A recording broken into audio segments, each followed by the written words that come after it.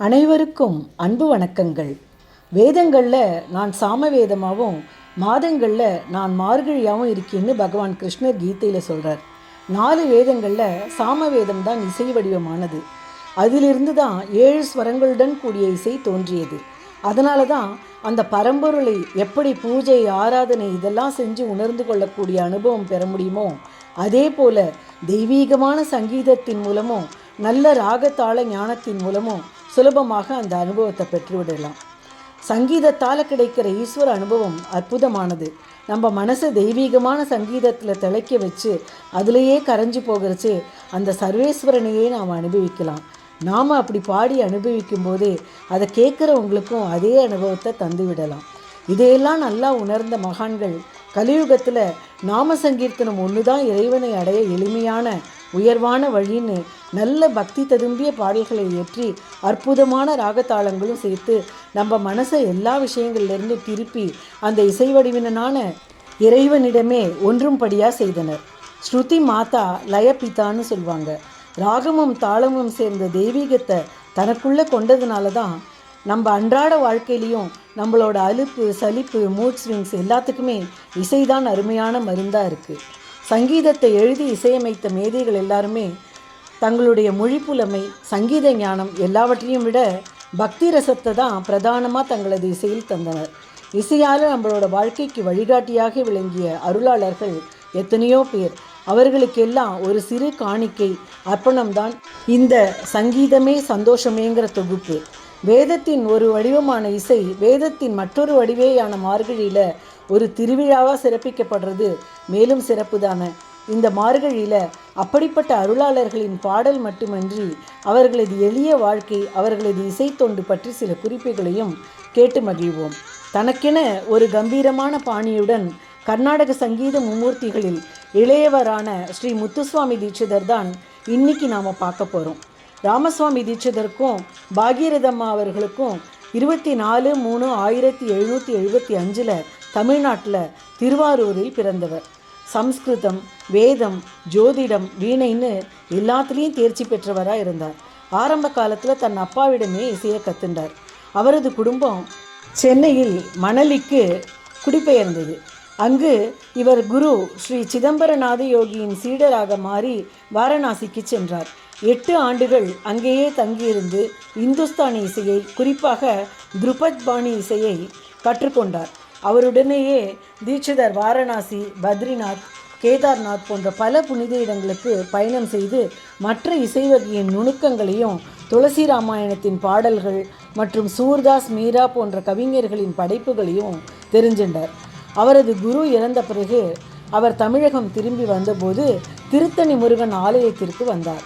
அப்போது ஒரு முதியவர் அவர் வாயை திறக்கச் சொல்லி ஒரு துண்டு கல்கண்ட வாயில் போட்டு மறைஞ்சிட்டார். திருத்தணியின் மூலவரான முருகன் முதியவர் வேடத்தில் எழுந்தருளி தீட்சிதருக்கு அருள் புரிந்ததாக நம்பப்படுகிறது. இது அவரது வாழ்க்கையில் ஒரு பெரிய திருப்புமுனையாக அமைந்தது. முதல் பாடலாக ஸ்ரீநாதாதி குருகுஹோ ஜெயத்தின்னு தொடங்கி மேலும் விபக்தி கிருதிகள்னு 6 பாடல்களை ஏற்றினார். தனது பாடல்களில் முத்துசுவாமி தீட்சிதர் குருகுஹா என்ற முத்திரையை பயன்படுத்தினார். கிட்டத்தட்ட 450-500 பாடல்களை ஏற்றினார். காஞ்சிபுரம் போய் ஏகாம்பரேஸ்வரர் காமாட்சி அம்மை மீது பாடல்களை பாடினார். தீட்சிதர் தனது வாழ்நாள் முழுவதும் ராமேஸ்வரம் முதல் காசி வரை பல்வேறு கோவில்களுக்கு சென்று அவர் தரிசித்த தெய்வங்கள் மற்றும் கோயில்களை பற்றி போற்றி கீர்த்தனைகளை ஏற்றினார். அவரது ஒவ்வொரு படைப்பும் தனித்துவமானது. அவரது பாடல்கள் கோவிலின் வரலாற்றையும் அதன் பின்னணியும் விளக்குகின்றன. இதனால் இந்த பழைய சந்நிதிகளில் பின்பற்றப்பட்ட பல பழக்க வழக்கங்கள் பாதுகாக்கப்படுகின்றன. ஒரு ரெக்கார்ட் மாதிரி பாதுகாக்கப்படுகின்றன. 72 மேளகர்த்தா ராகங்களையும் இயற்றும் பணியையும் மேற்கொண்டார்.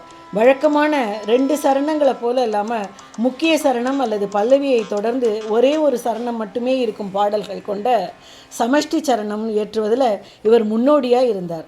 தீட்சிதர் ராகங்களில் மட்டுமின்றி தாளங்கள்லேயும் தேர்ச்சி பெற்றவர். கர்நாடக இசையின் 7 அடிப்படை தாளங்களிலும் கீர்த்தனைகளை கொண்ட ஒரே பாடலாசிரியர் இவர்தான்.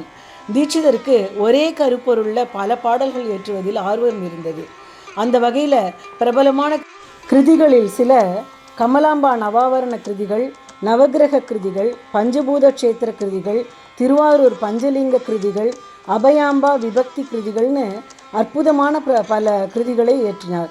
இந்துஸ்தானி ராகங்களை கர்நாடக இசைக்கு ஏற்றவாறு மாற்றி அவருக்கு புதிய வடிவம் கொடுத்தார். த்விஜாவந்தி, ஹமீர் கல்யாணி, யமுனா கல்யாணி போன்ற இந்துஸ்தானி ராகங்களின் தழுவல்கள் தனது கீர்த்தனைகளின் மூலமோ அல்லது சேர்ப்பதன் மூலமோ அவற்றுக்கு கர்நாடக பாணியை தந்தார்.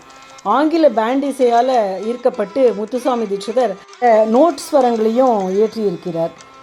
தீட்சிதர் புகழ்பெற்ற தஞ்சை நால்வர்னு அழைக்கப்படுற சின்னையா, பொன்னையா, சிவானந்தம் மற்றும் வடிவேலு ஆகியோருக்கு சங்கீத பயிற்சி அளித்தார்.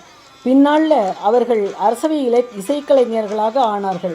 பரதநாட்டியத்தில் அவர்களுடைய பல பதங்களும் தில்லானாக்களும் இன்றும் பயன்படுத்தப்படுகின்றன. தீட்சிதரோட வாழ்க்கையில் பல சுவையான சம்பவங்கள் இருக்குது. ஒரு முறை அவர் எட்டயபுரம் வழியே செல்லும்போது மழை பெய்யாத தரிசி நிலத்தை கடக்க வேண்டியிருந்தது. உடனே ஆனந்தாமிருத வர்ஷினி என்ற கீர்த்தனையை அமிர்தவர்ஷினி ராகத்தில் இயற்றினார். மழை வேண்டி அதை பாட பாட பலத்த மழை பெய்தது. மற்றொரு சமயம் வறுமையின் காரணமாக தீட்சிதருக்கு கோவிலுக்கு காணிக்கை செலுத்த முடியல. அவரது சீடரான பிரபல நடன கலைஞரான கமலம் தனது நகைகளை அடகு வைத்து பணம் திரட்ட முன்வந்தார்.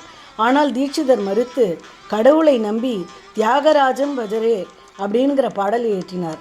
விரைவில் 2 வண்டி நிறைய உணவு மற்றும் பொருட்கள் சத்திரத்தின் மேலாளரிடமிருந்து பரிசாக அவரது வீட்டை அடைந்தன. தீட்சிதர் தனது இசையின் மூலம் அற்புதங்களை கூட நிகழ்த்தியிருக்கிறார்.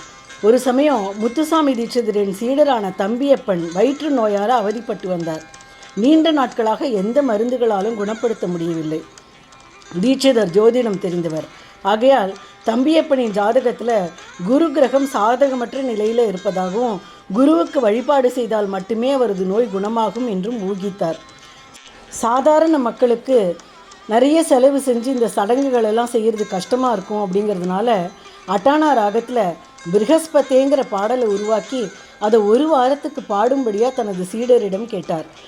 அவரது நோய் முழுவதுமாக குணமானது.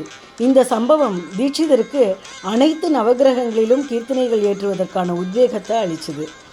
1835ஆம் ஆண்டில் அக்டோபர் 21 அன்று தேவிக்கு தனது வழக்கமான வழிபாட்டை செஞ்சப்புறம் தன்னுடைய சீடர்களை கூப்பிட்டு தான் கடைசியாக ஏற்றின பாடலான மீனாட்சி மேமுதம்ங்கிற பாடலை பாட சொல்கிறார். அவர்கள் பாடிக்கொண்டிருக்கும் பொழுதே அவர் தனது இறுதி மூச்சை விட்டார். ஒரு உண்மையான யோகியைப் போலவே வாழ்ந்து வழிகாட்டிய தீட்சிதருக்கு பல கோடி வணக்கங்கள். தீட்சிதர் தனது பாடல்கள் மூலம் வாழ்ந்து கொண்டிருக்கிறார், எப்பொழுதும் வாழ்ந்து கொண்டிருப்பார். முத்துசுவாமி தீட்சிதர் அவர்களின் பேகடா ராகத்தில் அமைந்த பாடலை திருமதி ரம்யா ஹரிபிரசாத் அவர்கள் அருமையாக பாடியுள்ளார். வல்லப நாயகஸ்ய பக்தோ பவாமி வல்லப நாயகஸ்ய பக்தோ பவாமி வாஞ்சிதார்த்ததாயஸ்ய வரமூஷிகவாஹனஸ்ய வல்லப நாயகஸ்ய பக்தோ பவாமி வாஞ்சிதார்த்ததாயஸ்ய வரமூஷிகவாஹனஸ்ய வல்லப பல்லவ பத மிருதுதரஸ்ய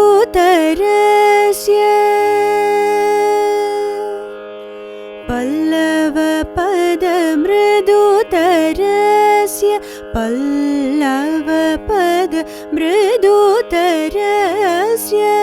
பாஷாங்குஷாதிதரஸ்ய மல்லிகா ஜாதி சம்பக ஹாரஸ்ய பல்லவ பத மிருதுதரஸ்ய பாஷாங்குஷாதிதரஸ்ய மல்லிகா ஜாதி சம்பக ஹாரஸ்ய மணிமாலஸ்ய வள்ளி விவாஹ காரணஸ்ய குருகுஹ பூஜிதஸ்ய காளி கலாமாளினி கமலாக்ஷி சன்னுதஸ்ய वल्लीविवाहकारणस्य गुरुगुहपूजितस्य काळीकलामालिनि कमलाक्षी सन्नुतस्य दीप्तकिटजं गमरिगाततिङ्गिन तों जनुत निनिदपस ततिङ्गिन तों निनिदपस ततिङ्गिन तों वल्लभनायकस्य भक्तो भवामि वाञ्छितार्थदायकस्य वरमूषिकवाहनस्य वल्लभनायकस्य